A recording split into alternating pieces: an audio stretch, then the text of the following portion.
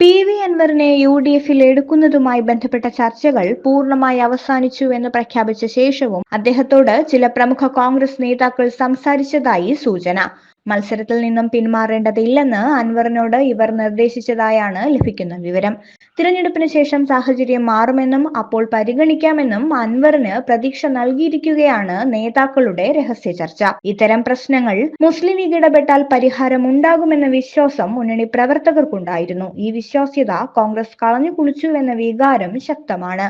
PV അൻവറിനെ കൂടെ നിർത്തി പ്രവർത്തിപ്പിക്കാനാണ് മുസ്ലിം ലീഗ് ആഗ്രഹിക്കുന്നത്. UDFിന്റെ രാഷ്ട്രീയം തന്നെയാണ് അൻവറിന്റേതെന്നും നിലമ്പൂരിൽ ജയിക്കേണ്ടത് ലീഗിന്റെ മാത്രം ഉത്തരവാദിത്തമല്ലെന്നുമാണ് ലീഗ് നേതാക്കളുടെ അഭിപ്രായം. UDF നേതൃത്വം പുതിയ സാഹചര്യം മനസ്സിലാക്കി അതിന് മുൻകൈ എടുക്കണമെന്നും ലീഗ് പറയുന്നു. ലീഗിന് കൂടുതൽ സ്വാധീനമുള്ള ജില്ലയാണ് മലപ്പുറം. അൻവർ രാജി കൊടുത്തയുടൻ ഉപതിരഞ്ഞെടുപ്പിന് തയ്യാറായ പാർട്ടിയാണ് ലീഗ്. അൻവറിനെ ഒപ്പം കൂട്ടാൻ പാണക്കാട് സയ്യിദ് സാദിഖലി തങ്ങളും PK കുഞ്ഞാലിക്കുട്ടിയും ഒരുപാട് സമയം ചിലവഴിച്ചു. ഈ തിരഞ്ഞെടുപ്പിന് കളമൊരുക്കിയതു തന്നെ അൻവറാണ്. അദ്ദേഹം ഇപ്പോഴും മുഖ്യമന്ത്രി പിണറായി വിജയനെതിരെ യുദ്ധമുഖത്തുണ്ട് എന്നിങ്ങനെയാണ് ലീഗ് നേതാക്കളുടെ നിലപാട്.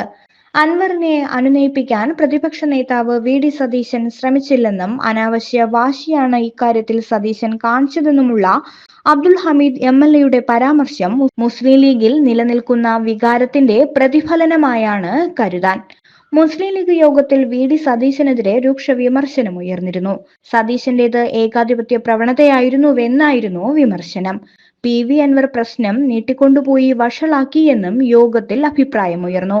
മുസ്ലിം ലീഗിന് ഒരു കാലത്തുമില്ലാത്ത അവഗണനയാണ് കോൺഗ്രസിൽ നിന്നും ഇപ്പോൾ ഉണ്ടാകുന്നത്. ഇങ്ങനെ പോയാൽ പാർട്ടിക്ക് വേറെ വഴി നോക്കേണ്ടി വരുമെന്നും നേതാക്കൾ തുറന്നടിച്ചു.